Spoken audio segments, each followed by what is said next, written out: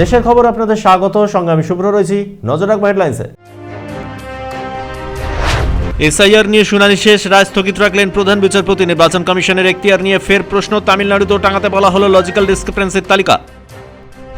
বাংলায় ফের মৃত্যু, শুনানিতে গিয়ে মৃত হুগলির বৃদ্ধ। হাড়োয়ায় মৃত যুবক, ফর্ম 7 জমা বিজেপির। আতঙ্কে ছিলেন ভোটাররা। এবার তলব মেহতাব ঝুলনকে। বাবা মায়ের নামে সামান্য ভুল, শুনানিতে ডেকে হেনস্থা, অভিযোগ 2 ক্রীড়াবিদের। ট্রেনে উঠে বোরখা পরা মহিলাকে হেনস্থা, বন্দে মাতরম জয় শ্রীরাম বলতে চাপ, বাংলাদেশে পাঠিয়ে দেব হুমকি উগ্র হিন্দুত্ববাদীদের। আসছে বিস্তারিত খবরে।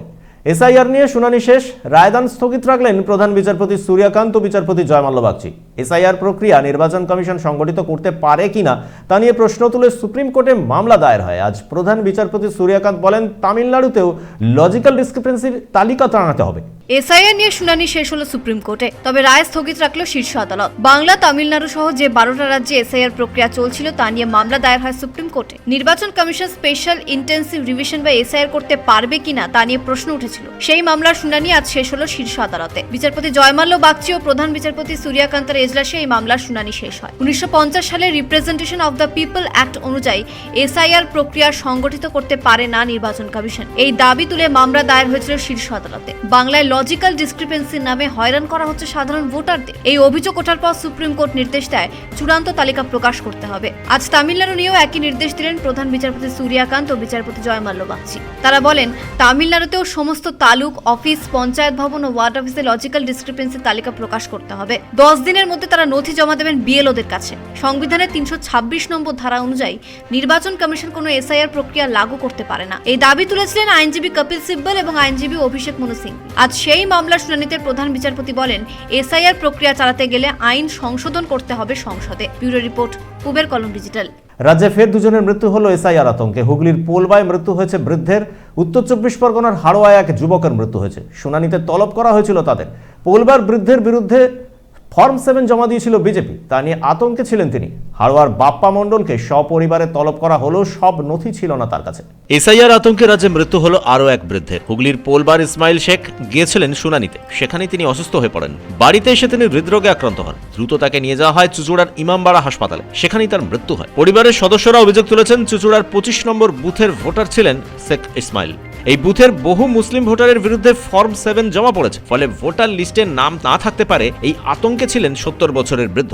সমস্যা হিয়ারিং নিয়ে এসআইআর ফর্ম জমা নিয়েছে, এসআইআর ফর্মে যখন জমা নিয়েছে আমাদের সবাই জমা দিতে বলে জমা দিলাম।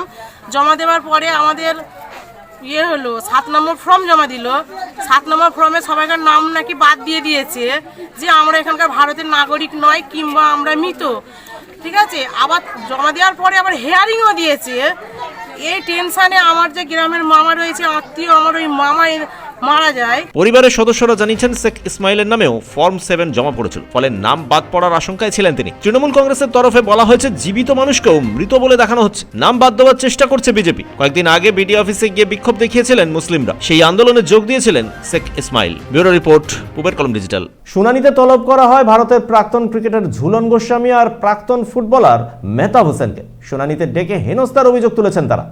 এসআইআর এর শুনানিতে ডাকা হলো ভারতের প্রাক্তন মহিলা ক্রিকেটার ঝুলন গোস্বামী আর ভারতের প্রাক্তন ফুটবলার মেহতাব হোসেনকে। বাবার নামে সামান্য ভুল ছিল, তাই এসআইআর এর শুনানিতে ডাকা হয় ঝুলনকে। শুধু তাকে নয়, তাদের 3 ভাই বোনকেই ডাকা হয়েছিল শুনানিতে। ঝুলনের বাবার নাম নিশীথ গোস্বামী, সেখানে এক জায়গায় লেখা আছে নিশীথ রঞ্জন গোস্বামী। শুধুমাত্র এই কারণেই ঝুলন ও তার ভাই বোনদের ডাকা হয়েছে শুনানিতে। যদিও জানা গেছে শুনানিতে উপস্থিত হতে হয়নি ঝুলনকে, বাড়ি থেকেই সব পদ্ধতি সম্পন্ন হয়েছে, কিন্তু তার ভাই বোনদের যেতে হয়েছে শুনানি কেন্দ্রে। অন্যদিকে মায়ের নামের সঙ্গে বেগম জুড়ে যাওয়ায় এসআইআর শুনানিতে ডাকা হয়েছে ভারতের বিখ্যাত মিডফিল্ডার মেহতাব হোসেনকে। 1 ফেব্রুয়ারি মেহতাবকে শুনানিতে হাজির থাকতে নির্দেশ দেওয়া হয়েছে। মেহতাব হোসেন প্রশ্ন তুলেছেন মুখ্য নির্বাচন কমিশনারের ভূমিকা নিয়ে। একই সঙ্গে বিরক্তি প্রকাশ করে তিনি জানিয়েছেন, যেভাবে বয়স্ক মানুষদের শুনানিতে ডেকে হয়রানি করা হচ্ছে দিনের পর দিন, তা দেখে আমার খুব খারাপ লাগছে। নির্বাচন কমিশন জানিয়েছিল মন্ত্রী, সাংসদ, বিধায়ক, দেশের খ্যাতনামা ব্যক্তিত্বদের শুনানিতে ডাকা হবে না, কিন্তু তারপরেও দেখা যাচ্ছে যারা দেশকে সুনাম এনে দিয়েছেন, সেই ঝুলন গোস্বামী, মেহতাব হোসেন, মোহাম্মদ শামিদের শুনানিতে ডেকে হয়রানি করা হচ্ছে। ব্যুরো রিপোর্ট, পুবের কলম ডিজিটাল।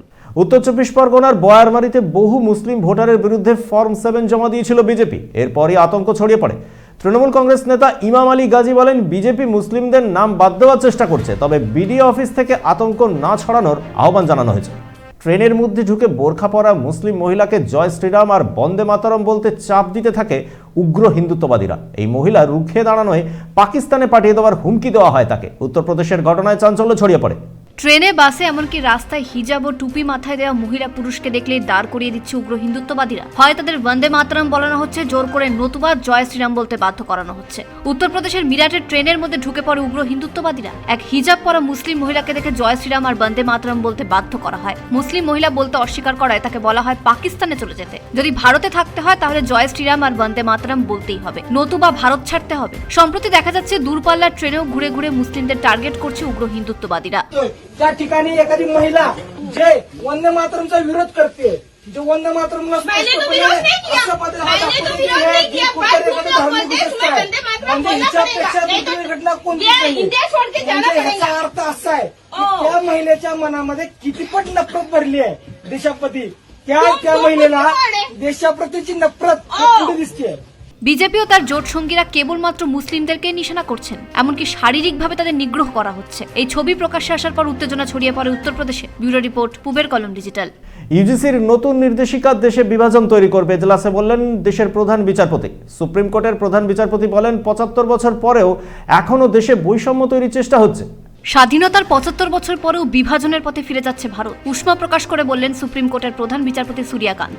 ইউনিভার্সিটি গ্র্যান্ড কমিশন অর্থাৎ ইউজিসির ইকুইটি রেগুলেশনের স্থগিতাদেশ দিল শীর্ষ আদালত। সম্প্রতি ইউজিসি নতুন নিয়ম জারি করেছে। সেখানে বলা হয়েছে প্রতিটি শিক্ষা প্রতিষ্ঠানকে একটি সুযোগ্য সাম্য কেন্দ্র স্থাপন করতে হবে। এই কেন্দ্র পুলিশ, জেলা প্রশাসন, সমাজ মাধ্যমের সঙ্গে সমন্বয় করে চলবে। আজ সুপ্রিম কোর্টের প্রধান বিচারপতি সূর্যকান্ত ও বিচারপতি জয়মাল্য বাগচি বলেন, যদি শীর্ষ আদালত হস্তক্ষেপ না করে তাহলে এই নির্দেশিকা দেশকে অস্থির করে তুলবে। এর ভয়াবহ প্রভাব পড়তে পারে, সমাজ বিভক্ত হয়ে যেতে পারে। দুই বিচারপতি নির্দেশ দিয়েছেন ইউজিসির এই নির্দেশিকা সঠিক কিনা তা খতিয়ে দেখবেন বিশেষজ্ঞরা। এই মামলার পরবর্তী শুনানির দিন বিশেষজ্ঞ কমিটির রিপোর্ট জমা নেওয়া হবে। প্রধান বিচারপতি বলেন, ধরে নিন দক্ষিণ ভারতের একজন ছাত্র উত্তর ভারতে কোথাও গিয়ে ভর্তি হতে চাইছেন, আবার উত্তর ভারতের কেউ দক্ষিণ ভারতে গিয়ে ভর্তি হতে চাইছেন। ইউজিসির নতুন নিয়মে জাতি, ধর্ম, এলাকা বিদ্বেষ তৈরি হতে পারে। কিভাবে আলাদা আলাদা রাজ্যের পড়ুয়াকে আলাদা হস্টেলে রাখা সম্ভব? এমনকি শুধুমাত্র বিশ্ববিদ্যালয়ই নয়, স্কুলগুলোতেও কিভাবে এটা সম্ভব হতে পারে? বিচারপতি জয়মাল্য বাগচি এজলাসে বলেন, আমরা নিঃসন্দেহে আমেরিকা নয় যে শ্বেতাঙ্গ ও কৃষ্ণাঙ্গদের আলাদা আলাদা স্কুলে পড়াবো। এ ধরনের নির্দেশিকা সাধারণ মানুষকে বিভ্রান্ত করতে পারে,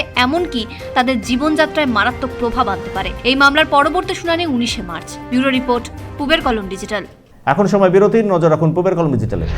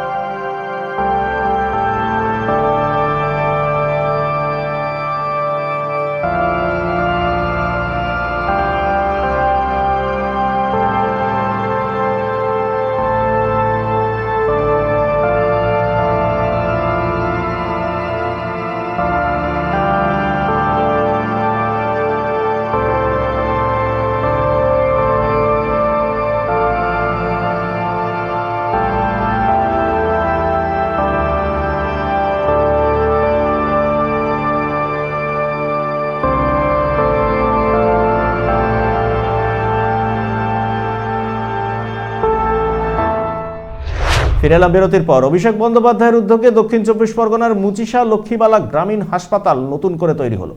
এখন থেকে এখানে অপারেশনের সব ব্যবস্থা থাকবে। এর ফলে উপকৃত হবেন বজবজ, সাতগাছি ও বিষ্ণুপুরের মানুষ।